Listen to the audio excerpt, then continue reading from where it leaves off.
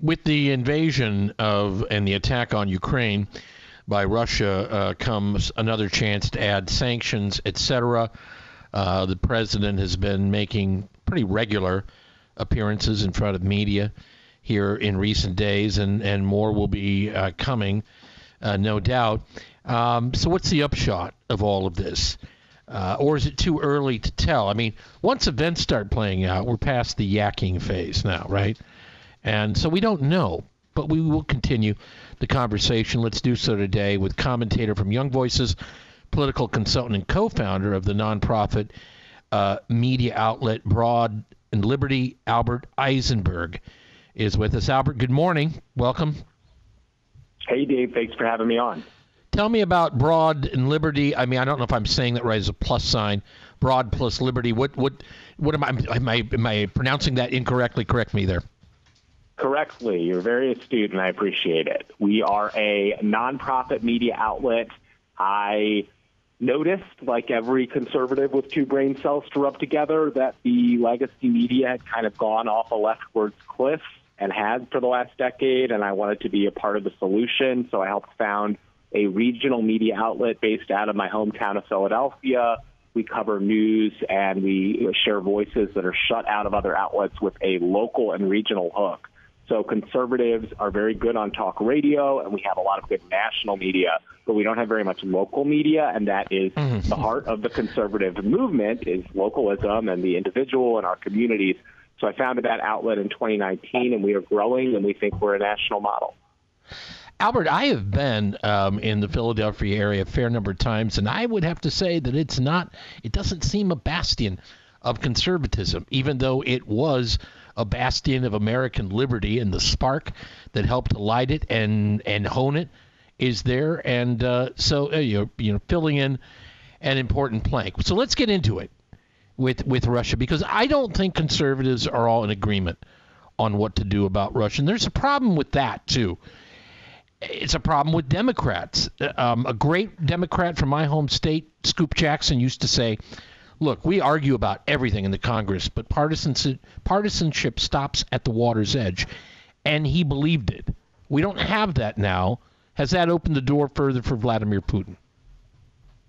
Yeah, I think that's a good observation. I mean, I don't think there's anything wrong with debate on the right about, how much of an American commitment and how much blood and treasure we're going to put on the line for another nation's sovereignty.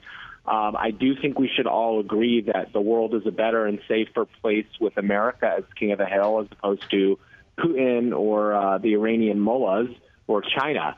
And I think there are some very obvious items we can agree on starting today, which is, increasing our domestic oil production and giving Europe an alternative to Russian gas and oil. The Biden administration has been completely feckless and backwards on that. I think we need to obviously reshore a lot of our crucial and critical manufacturing and infrastructure development, because Putin is not the only one on the march. When this happens with China and the Cold War turns into a hot one, we are going to be totally hamstrung if we haven't invested in this. And the fact is, we were totally backwards after COVID. China returned a lot of its shipments of critical PPE, and we should have been warned then, and we should be warned now. So I think there are some things we can agree on the right and domestically to strengthen our country from the inside out, and that's what we should be thinking about. Is there anybody on the horizon that is up to this particular? I just get the impression, and this involves both President Trump, some statements he's made about Putin, which I think are just off the rails, and actions by the current president that I wonder if they're playing checkers while Putin is playing three-dimensional chess here, and the Chinese sometimes as well. Am I off base in that analogy? Well, because it fills me with angst, I got to tell you.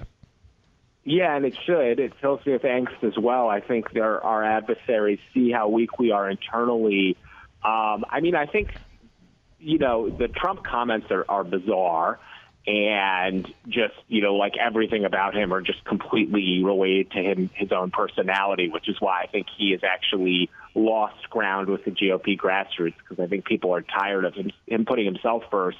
But we were stronger under Trump, and Russia did not invade anywhere else. The Biden administration has led from behind in all definitions of the word. So I think a competent, conservative or nationalist candidate who can bridge the divide and rally for the country and find something between, spilling blood and treasure and American lives over another nation's sovereignty and just crossing our arms and saying, well, this isn't our problem. There has to be a third way. Albert, though, I'm going to disagree with you on this point. The fact that they didn't go into Ukraine during the Trump presidency, I don't think means we were necessarily stronger. We became more divided during that presidency, and that has led brick by brick, mortar by mortar, to this particular moment, because a divided America is one where a world leader can do this and feel like there are no real repercussions. They can't sort their own house. Let's go. Let's get her done.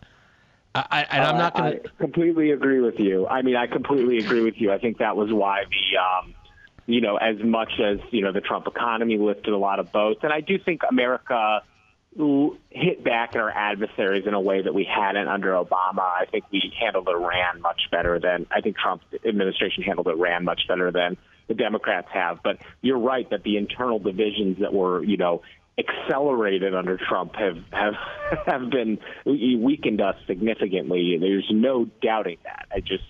There's no amount of apologists that can erase that. And, long term, our country has the power to do whatever. We control our own destiny. We are America. We're still the most powerful country in the world. So we have to figure out ways to unify and move forward. And that's not just bluster. That's with real action domestically. And then if we have to act in some capacity, is the country prepared to back that action by its president? See, I'm not sure about that. And that's a dangerous moment to me. Yeah, it's dangerous. We have very powerful institutions, and we do have seasoned people on both sides. I would like to see America hitting back at Russian aggression as far as cyber attacks, personally. We've taken it on the chin a million times as far as our own data being released, our own diplomats even being possibly attacked. If you've seen the new reporting from CBS about people on the White House grounds getting targeted with some sort of devices that have given them concussion-like symptoms, which are very likely from the Russians. I think we need to be doing that in Moscow and stop turning the other cheek, because we have a lot of tools in our tool belt. And, the Biden administration does not inspire confidence really in anyone who's been awake. And it's a worry. So we have to, hope that cooler heads or smarter heads prevail on the Democratic side as well as the Republican side. Albert Eisenberg, our guest, commentator, Young Voices, and the nonprofit media outlet Broad and Liberty. I appreciate you coming on today very much. Tell people where they can find you online, Albert. They can find me on Twitter at Albidelphia. They can go to broadandliberty.com, spell out the and I really appreciate the opportunity to speak with your listeners. Albidelphia, okay. And by the way, if you're ever on Broad Street, ladies and gentlemen, that's one of the widest. It's funny. I think there's truth in labeling. There's a reason they call it Broad Street in Philadelphia. This street is wide, and and it's hot, and you're trying to go to a ball game or a football game, which I've done before. There in South Philly. It is broad. Thank you, Albert, for coming on today very much. I appreciate it. Thank you so much. All right, take care. We're back on the Morning Wake Up, 1320 WILS.